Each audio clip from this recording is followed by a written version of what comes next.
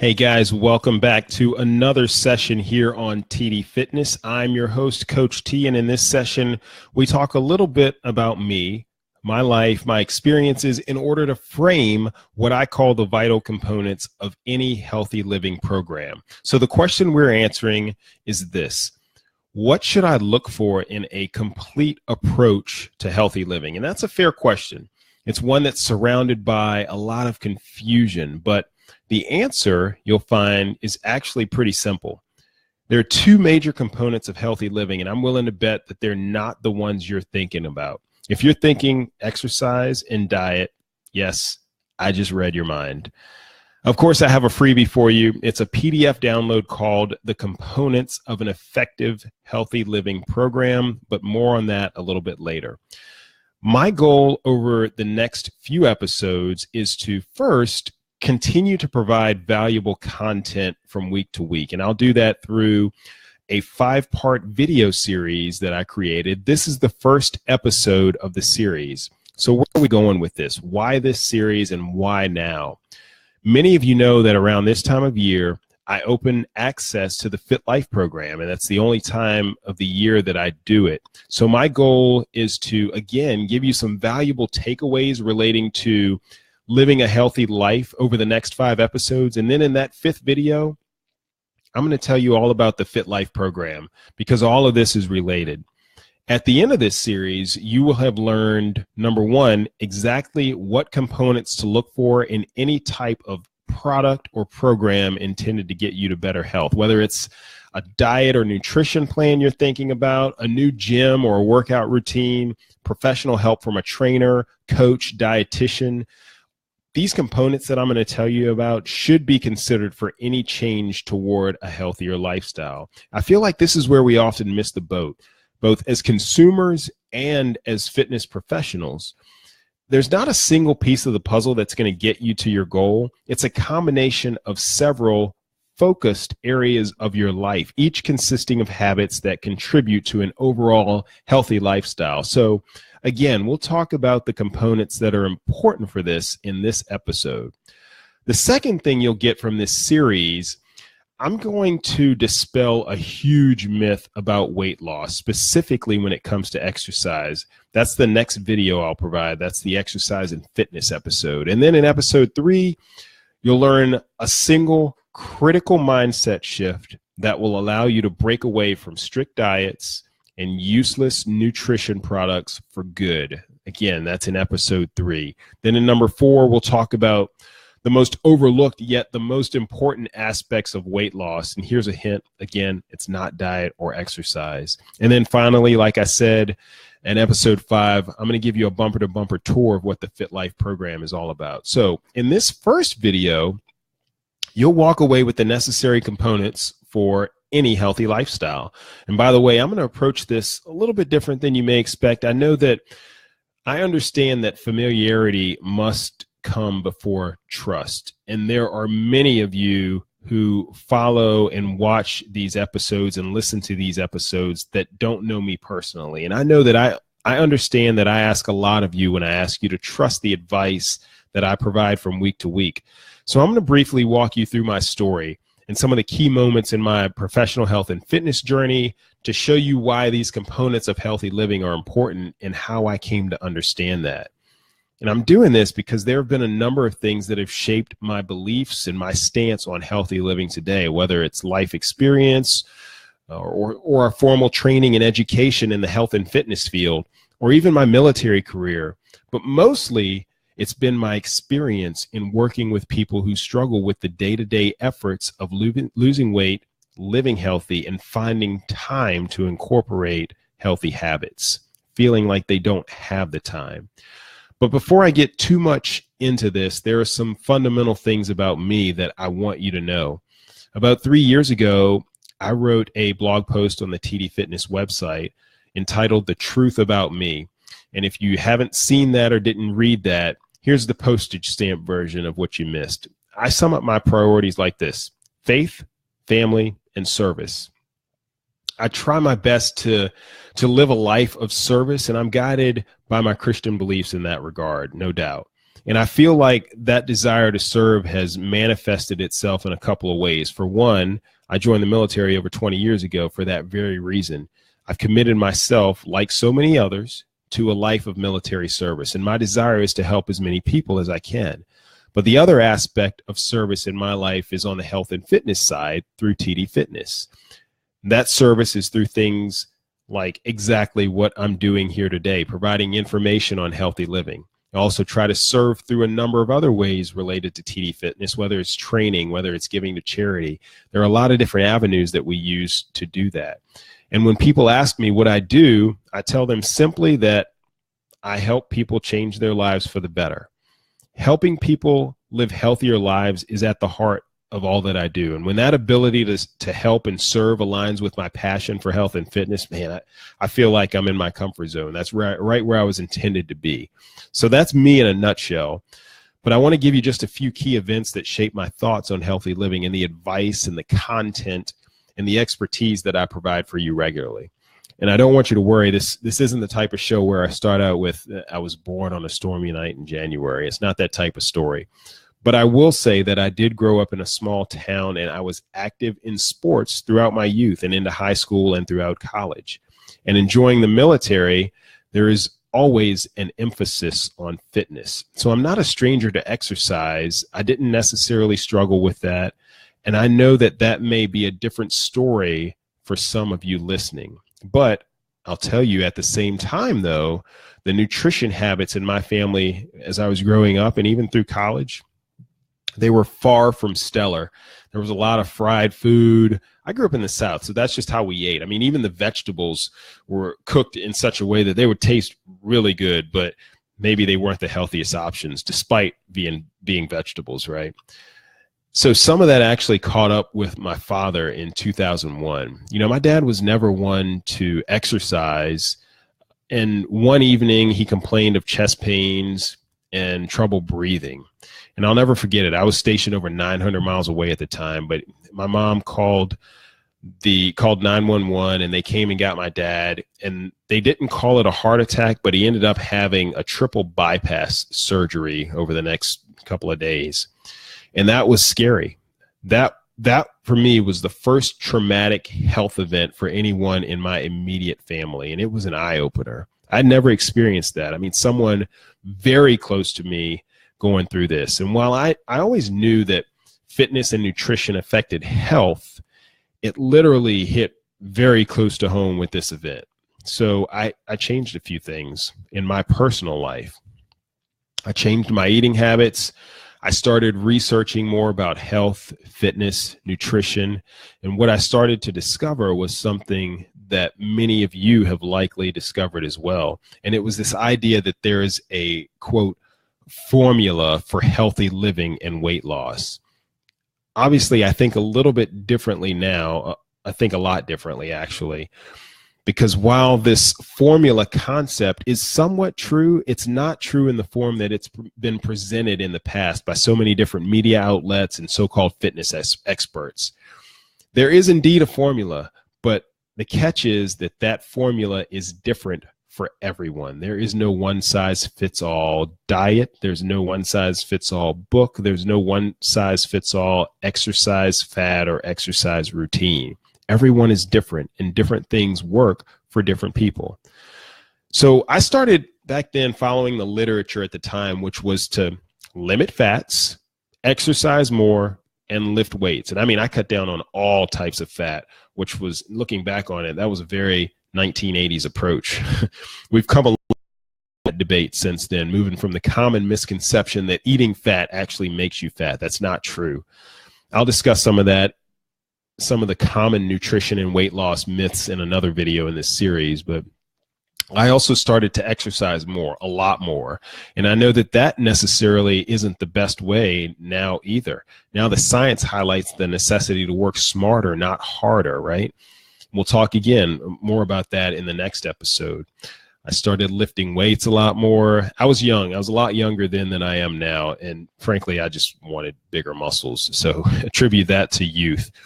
There wasn't much forethought given to prolonging my joints and my body.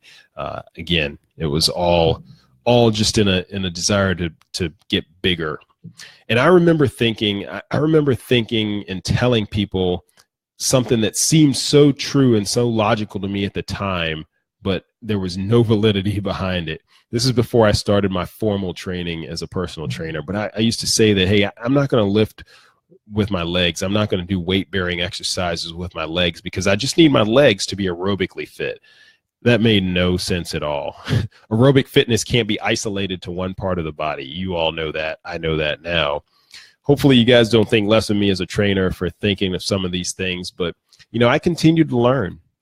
And I decided to put that learning and knowledge towards something where I could help myself be healthier and help others at the same time. So in 2006, that's when I officially started my studies towards certification as a personal trainer. And in 2007, I took the certification test for the National Strength and Conditioning Association personal trainer certification. And I was fortunate enough to pass it on my first attempt. At the time, I believe 57% of the people who took the test failed it. So I felt very considerate, very fortunate to be able to pass that. And since then, I've been doing personal training. I started formally shaping my approach to helping others then. And my approach at the time, though, was based on the education I had received, not my experience, because I didn't have a lot of experience in training people. I believed lifting weights was the overlooked component of weight loss. And there's some truth to that, but you can't really build a weight loss program around that approach. In 2009, I started TD Fitness. And around that time, I started to realize that my toolbox was not complete. My ability to help people wasn't being maximized. There was more that needed to be done. So I asked the question, what were those that I worked with doing when they weren't with me? There's 168 hours in a week, and I met with some people for maybe 3 of those hours. So those other 165 hours of the week that we weren't training together, what were they doing? And I learned several things. I learned that those that I was seeking to help with weight loss, fitness, you name it, whatever your fitness goal, they should not and cannot be dependent on me if the goal is long-term healthy living. And I know that sounds counterintuitive for a trainer to say, but I'm not just a trainer, I'm a health coach. And the difference is that health coaching centers on putting you in the driver's seat for your health and fitness goals. Health coaching helps you understand what needs to be done, but allows for you to be a large part of the process on how to do it and how to implement. And the most important thing is that it enables and empowers you to foresee and overcome obstacles as they arise, and they will arise. As a trainer, I did most of this myself for those that I worked with, and ultimately I did them a disservice by not preparing them for life. I learned that healthy living cannot be about your trainer or your dietitian or your doctor or your coach. It has to be centered around you and your current habits and how to improve those habits. It doesn't do you much good for me to say, here's your workout plan, go follow it. Here's some nutrition tips, go follow it. It's not the hour with me, but rather what they do a majority of the time that's important. And you know what else I learned is that education itself is not enough. I talked about this in the last podcast on the TD Fitness podcast that I did. Seth Godin wrote an article about the second step where he discusses how you have to go beyond education, beyond the formal learning, and you have to put these things into practice. That's the second step that he talks about. So I had some early successes as a trainer, success meaning I was able to help people change for the better. And by now I started to realize how passionate I was about helping others. And that came from seeing people achieve success. Some lives were changed immensely. But for all of those successes, there were some who didn't improve as planned. Some did not get the results that we were seeking together. And I wanted results for everyone that I worked with. So in 2013, that's when I started the health coach certification. And I talked a little bit about that. But in addition to fitness and nutrition, like the personal trainer certification, health coaching addresses behavior change and lifestyle change It gets to the psychology behind a lot of what we do and the motivations involved in that.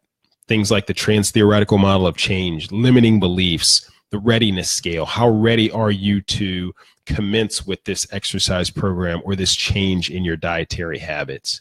And as I developed as a trainer and coach, it was evident that there were two different and somewhat competing avenues that I was battling with. On the one hand, I wanted to help more people. But the more I learned and the more I realized that everyone really needed a truly individualized approach. So not being one to shy away from a challenge, I set out to do both. How could I help more people while offering a truly individualized approach for those that I coached? And it was just me. I didn't have the bandwidth to bring on more trainers, and I didn't have the time with a full-time, pretty demanding military job to spend with each individual person. So the way I addressed that was like this. In order to help more people, I expanded my offering online versus meeting in person. And I found that was not only conducive to my military career and constant moves and travel, but it was also good for busy people too. And I also put time and energy into a portion of TD Fitness that helps other professionals grow their businesses in a way that they can help more people. I don't care who gets the credit, right? If I can help more people, or if I can help someone else help more people live healthier, that's what it's all about. That's the end goal. And to tackle the individualized needs of those that I worked with, that's when I started the remote health coaching program with TD Fitness, which has morphed and grown over time. But that was good too, because healthy living and weight loss is more than just exercise. It's more than just meeting a trainer at the gym. Much of it, in fact, doesn't require a meeting at all, but rather streamlined communication for support, for advice, for encouragement. So how do I reach more people, but keep it highly individualized? And there were two things that I thought about with this. The first is that true lifestyle change has to come from within. This is where we talk about intrinsic motivation versus extrinsic motivation. You need to be able to solve your own problems and handle obstacles as they arise without being overly dependent on a trainer, a coach, a doctor, or what have you. Not everyone is prepared to do that, but that is what I teach. Intrinsic motivation, by the way, I've talked about this before, but intrinsic motivation comes from within. Extrinsic motivation is something like your doctor saying, you need to lose weight, you need to lower your blood pressure, you need to do this, you need to do that. Intrinsic motivation is a motivation where you feel the need to live healthier, to make positive lifestyle changes because of something that motivates you, that is close to you. For example, you want to be able to move better so that you can be more active with your kids, or you want to be healthier so that you can have a better chance of growing old together with your spouse, with your partner, right? So those are intrinsic motivators versus extrinsic. And the second thing when it comes to individualized programs is that no one knows you better than you know yourself. So a truly personalized plan needs your input, not my prescription, right? Think about some of your previous attempts at weight loss, by the way, and healthy living. Were they developed by other trainers and other people and then given to you? Think about like diets and exercise plans. Or did you help plan those things around your life? That subtle difference can sometimes be very significant. So how does all of this, all of my experience and expertise come together to create what I call the necessary components of healthy living? Well, my experience growing up showed me that exercise and healthy living can be fun. It can be enjoyable. And I try to relay this often because it's easy to look at exercise as a task. But if we look at it as a task, then we won't want to do it. Next, the experience with my father's health issues taught me that healthy living is important, not just for a more enjoyable life, but to be around for as long as possible for those you love. And then my education as a personal trainer taught me the fundamentals of exercise and health from a scientific standpoint. The training as a health coach taught me how to take that a step further and help people truly change by addressing the psychological motivations and beliefs centered around healthy living and making positive change in our lives. And then I think the fact that I've always had an interest in technology, I was a computer science major in college, that's given me an appreciation that we can use technology as a tool now more than ever to reach people all over the world in a way that is more convenient to them and on their terms. And this broadcast is a prime example. You're probably watching this at a time that is convenient for you, or listening to this at a time that is convenient for you. All of these things combined help form this picture and create something special that can truly help a lot of people. And I strongly believe that that something is the Fit Life program. Again, we'll talk more about that in future episodes. But these life experiences have taught me that there are two broad components of living a healthy life.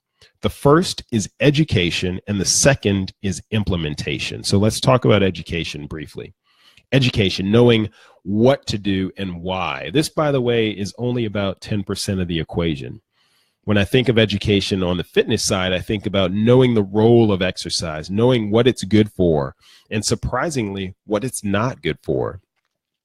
On the nutrition side, within the education component, think about things like understanding what macronutrients are and why different types of foods are important.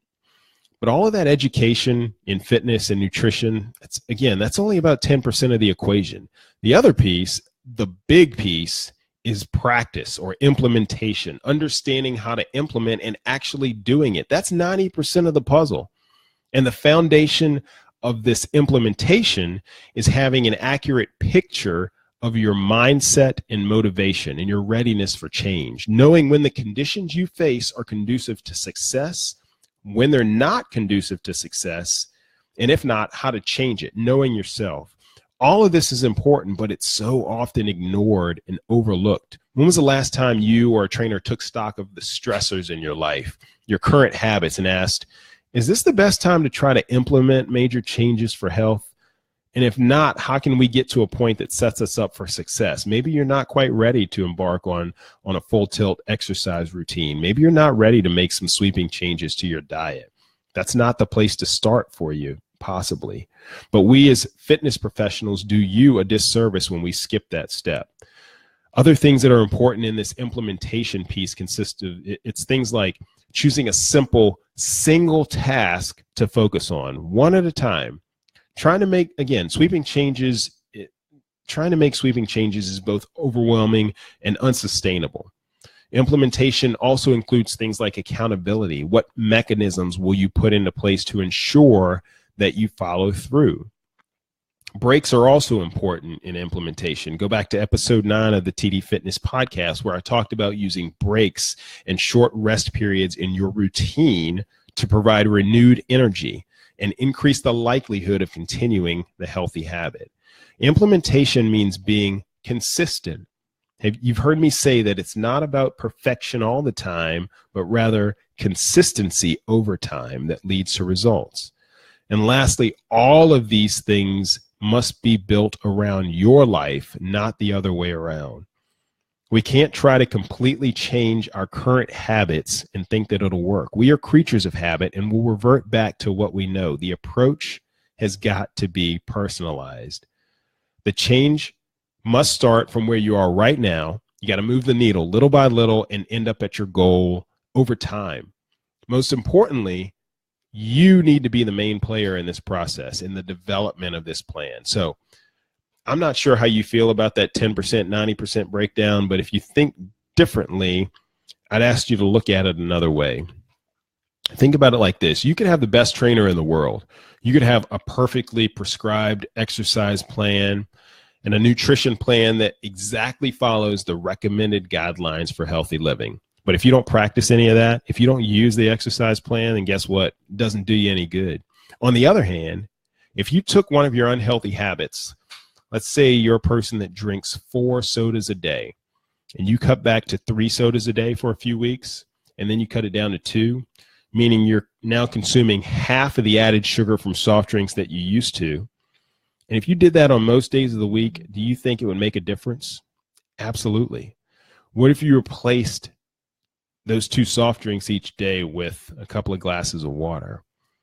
Another example, if you're not exercising at all currently, if you're completely sedentary and you added a single 30-minute walk every few days, I'm here to tell you that that small change can make a big difference in the way you move, your mood, your circulation, you name it. But more importantly, it can be the gateway into more walks, into longer walks. And when those small changes all become habits in your life and they grow into bigger habits, you're on your way to lifelong health. And you started from a place that was comfortable, not moving out of that comfort zone, but rather expanding your definition of comfort. An understanding of diet and exercise is important. Absolutely. But how you choose to put what you know into practice, that's where the real progress is in. Now, you can get a rundown on this concept by downloading the freebie, The Components of an Effective Healthy Living Program. You'll see the link to that freebie on the page for this video. You can go to tdfitness.net/012 download. It will be available shortly after I post this video. The page for this video in this series is at tdfitness.net/012. Guys, thanks again for watching or listening, whichever way you're consuming this. I'm looking forward to chatting again in the next episode of this series. That one's called The Surprising Truth About Exercise for Weight Loss, and I think you're going to love it. But until then, be blessed. Coach T out.